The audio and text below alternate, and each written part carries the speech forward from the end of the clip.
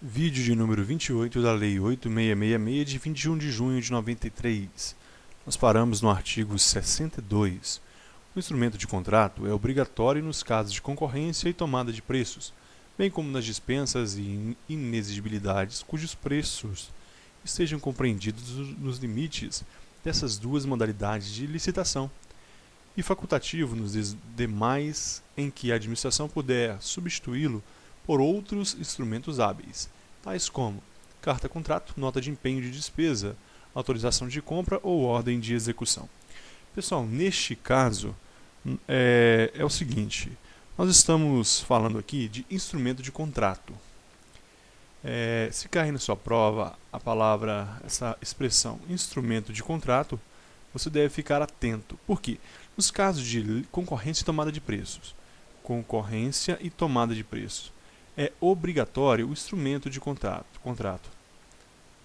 concorrência ou tomada de preço. Agora, nos casos em que for dispensável a licitação ou inexigível a licitação, se os valores forem os de concorrência ou de tomada de preço, nós falamos dos valores, eu fiz aquela tabela, acima de 650 mil, acima de 1.500.000, então os valores da concorrência e tomada de preços. Se for esses valores, ainda que não haja licitação, não importa, fechou um contrato com esses valores, é necessário um instrumento de contrato. O instrumento de contrato, como eu falei, ele define as regras da relação. Ele é obrigatório quando o valor corresponde, então, à concorrência e tomada de preço. Não importa se tem ou não licitação. Agora, ele é facultativo nas outras modalidades, ou seja, na modalidade de convite. Então, na modalidade de convite, é facultativo o instrumento de contrato. Por que é facultativo? Porque ele pode ser substituído por carta-contrato, é o nome de um documento que vai substituir, se o valor for o de convite, até o valor de convite. Nota de empenho de despesa, o empenho, aquele primeiro estágio da despesa, onde o ordenador de despesa vai lá, fecha o contrato, ele autoriza a despesa, ou autorização de compra ou ordem de execução de serviço, que é feita pelo chefe de executivo ou pelo funcionário responsável do próprio poder executivo ou da administração dos outros poderes. Então, guardar para a prova. O instrumento de contrato é obrigatório se o valor for de concorrência ou tomada de preço, seja nos casos de concorrência e tomada de preços, seja nos casos onde a dispensa ou inexigibilidade, mas o valor for da concorrência ou tomada de preços. E vai ser facultativo se for na modalidade o valor do convite. E tem que haver outros instrumentos hábeis para substituir esse instrumento de contrato no convite. Vai ser a carta-contrato, nota de empenho, autorização de compra ou ordem de execução de serviço. Continuando. Parágrafo 1º. A minuta do futuro contrato integrará sempre o edital ou o ato convocatório da licitação. Portanto, haverá um resumo, um rascunho do início do contrato ali, e ele vai estar sempre no edital ou no ato convocatório da licitação, no caso de carta-convite, se for o convite. Parágrafo 2º. Em carta-contrato, nota de empenho ou de despesa, autorização de compra, ordem de execução de serviço e outros instrumentos hábeis, aplica-se no que couber o disposto no artigo 55 dessa lei. Portanto, apenas guarde o seguinte: esses instrumentos que servem para substituir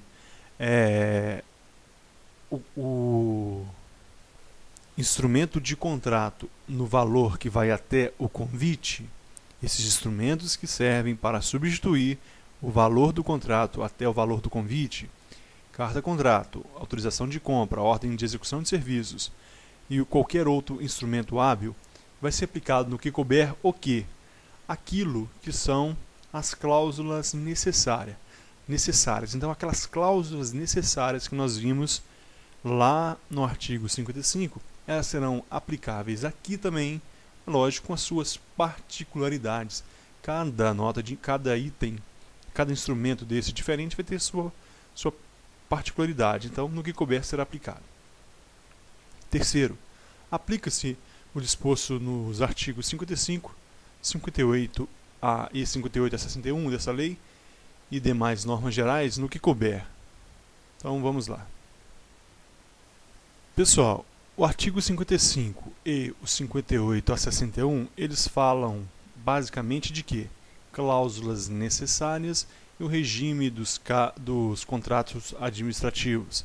Nesse regime jurídico dos contratos administrativos estão as nulidades, casos de rescisão, os casos de rescisão, então nulidade, rescisão e as cláusulas necessárias. Então, cláusulas necessárias e regime jurídico dos contratos administrativos serão aplicados, então, e também as demais normas gerais no que couber aos contratos de seguro, de financiamento, de locação, em que o poder seja locatário, e aos demais cujo conteúdo seja regido predominantemente pela norma de direito privado. Então, observe.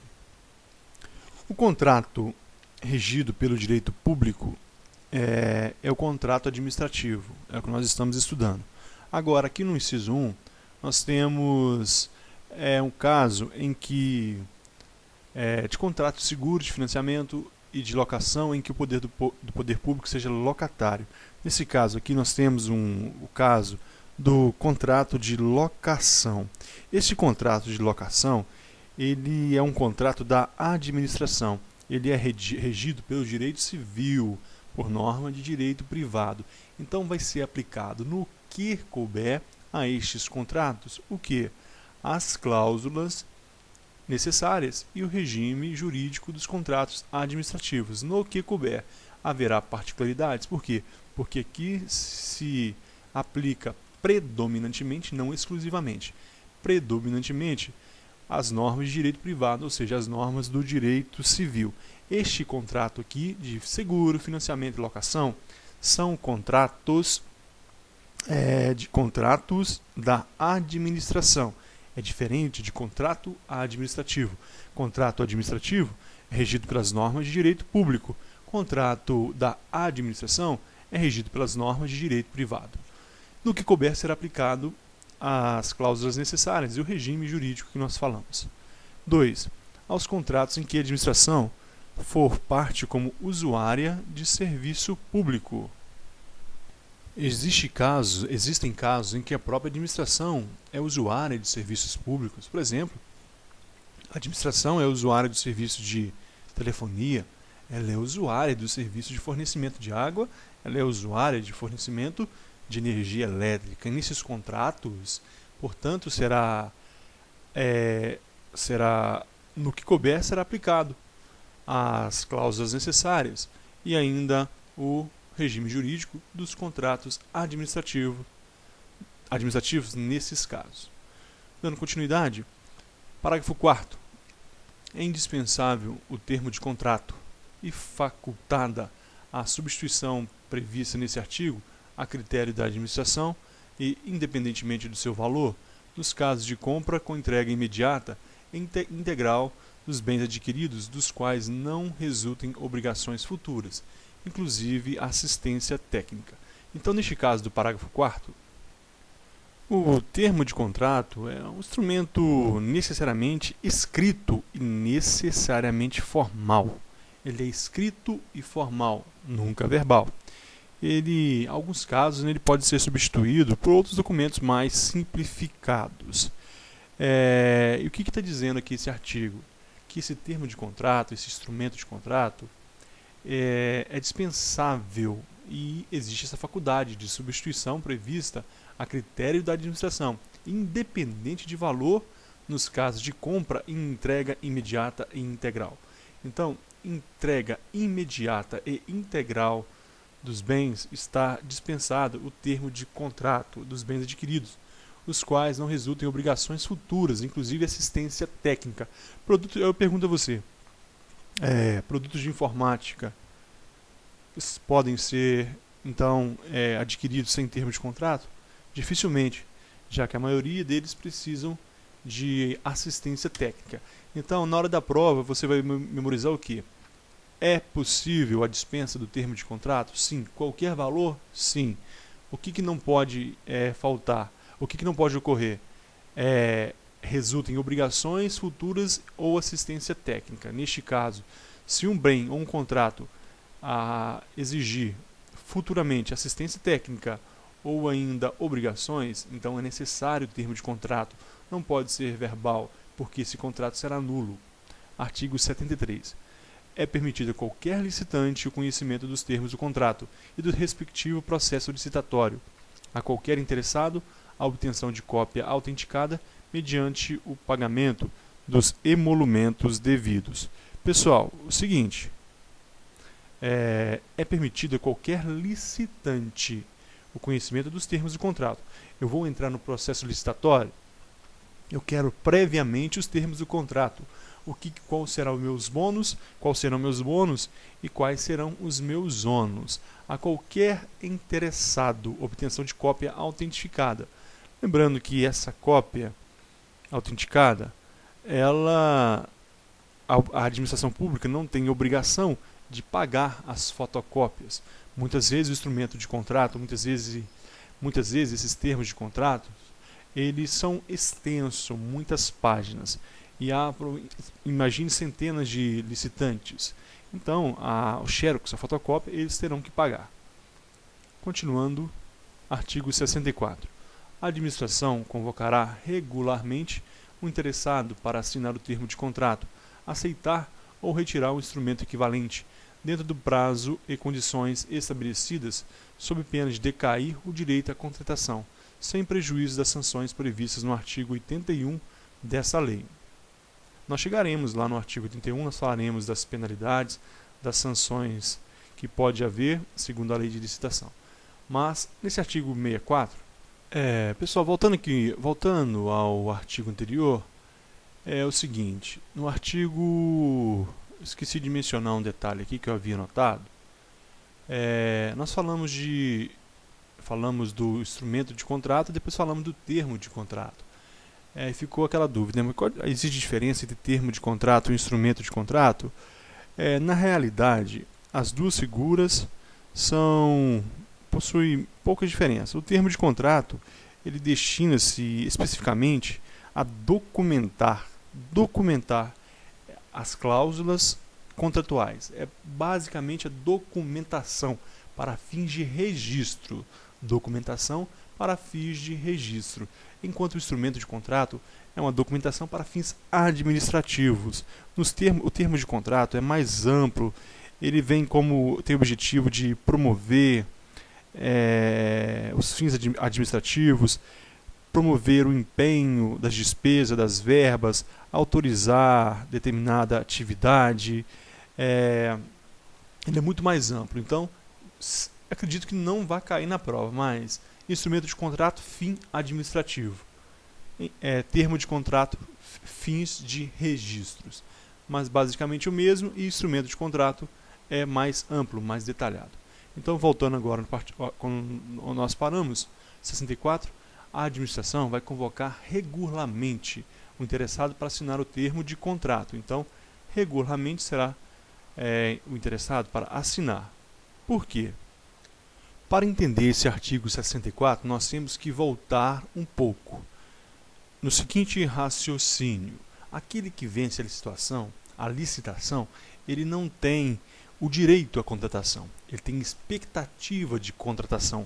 E eu falei isso, ele não pode ser preterido, não pode convocar o segundo no lugar do primeiro. E este período pode demorar. Então, o que a administração vai fazer? Vai convocar ele regularmente, o interessado, para assinar o termo de contrato, aceitar ou retirar o instrumento equivalente dentro do prazo de condições estabelecidos. Estes prazos de condições estão no próprio termo de contrato e sob pena de decair do direito à contratação. Então, se ele sumir, desaparecer e não vier regularmente assinar o termo de contrato, ele pode perder. Imagine uma contratação para 35 anos, pedágio, 35 anos de rodovia. Então, aquela empresa, só que demora uns 2 anos, 2, 3 anos para o início da execução daquelas obras. Então a administração pública pode regularmente, 2 meses, 3 meses, convocar aquele interessado para assinar o termo de contrato. Então, se ele some, então ela pode decair do direito de contratação. Aí sim chamar o segundo, sob as penalidades previstas no artigo 81, que não é objeto de nosso estudo agora. Nós veremos posteriormente. Parágrafo 1º. O prazo de convocação poderá ser prorrogado uma vez por igual período, quando o solicitado pela parte durante o seu transcurso e desde que ocorra motivo justificado aceito pela administração. Aquele que venceu a licitação tem 6 meses para iniciar as obras, entregar os bens ou prestar o serviço. Ele então, por motivo justificado, ele pode prorrogar por mais uma vez, então será 1 ano. Então pode ser prorrogado uma vez, desde que solicitado pela parte durante o transcurso e por motivo justificado e aceito. O mais importante, que é a pegadinha de prova, algumas vezes, é essa palavra aceito. Além de ser o motivo justificado, a administração deve aceitar. Talvez o motivo é justificável, mas a administração não aceita, porque se ela aceitar, ela pode vir a perder muito. E o objetivo ali é que a administração pública não venha a perder, que o dinheiro público não venha a ser perdido. Parágrafo 2º. É facultado à administração, quando o convocado não assinar o termo de contrato ou não aceitar ou retirar um instrumento equivalente no prazo e condições estabelecidos, convocar licitantes remanescentes na ordem de classificação para fazê-lo em igual prazo e nas mesmas condições propostas pelo primeiro classificado, inclusive quanto aos preços atualizados de conformidade com ato de convocatório ou revogar a licitação independente de combinação prevista no artigo 81 dessa lei. O mais importante no parágrafo 2º nós já falamos várias vezes, o convocado não compareceu, vai chamar o segundo na proposta do primeiro. Olha, vai chamar nas condições propostas pelo primeiro candidato. O primeiro não compareceu para assinar o contrato, não quis, ou não compareceu. Vai chamar o segundo na proposta do primeiro candidato, e não o segundo na proposta que o segundo apresentou. Observe isso, hein? Chamou o segundo não quis. Chamou o terceiro, não quis. Foi chamando 1 a 1, não quiseram. O que pode fazer? Revogar a licitação. É o que menos interessa, porque vai começar tudo de novo, todo aquele procedimento para que apareçam novos candidatos. Neste caso aqui não será um caso de dispensa de licitação. Então vai começar todo o procedimento de novo e ainda pode haver aquelas sanções previstas no artigo 81 que nós veremos no momento propício. Parágrafo 3º. Decorridos 60 dias da data da entrega das propostas, sem convocação para a contratação, ficam os licitantes liberados dos compromissos assumidos. Então aconteceu o seguinte fato. Principalmente aquele que foi adjudicado, ficou em primeiro lugar. Ele assumiu o compromisso ali, ele tem aquelas sanções que ele pode se submeter se ele não fechar o contrato. Mas passaram 60 dias, prescreve aquela obrigação. Após 60 dias da data da entrega das propostas, não houve a convocação para a assinatura do contrato, então ele não pode ser mais penalizado por causa de uma não assinatura, dele não assinar futuramente. Então, aquele compromisso assumido, ele está liberado, ele pode assinar um contrato com uma outra empresa qualquer. Da alteração dos contratos, agora a alteração dos contratos, artigo 65. Nós estávamos falando da formalização dos contratos, agora é a alteração. Nós falamos vários aspectos a respeito da alteração dos contratos. Mas aqui agora nós vamos entrar na lei, nos artigos da lei que falam especificamente sobre esse assunto. Como é um pouco amplo e há muita incidência em prova, nós faremos um vídeo exclusivamente sobre a alteração dos contratos e entraremos na execução dos contratos também. Então, muito obrigado pela companhia, até o próximo vídeo, valeu!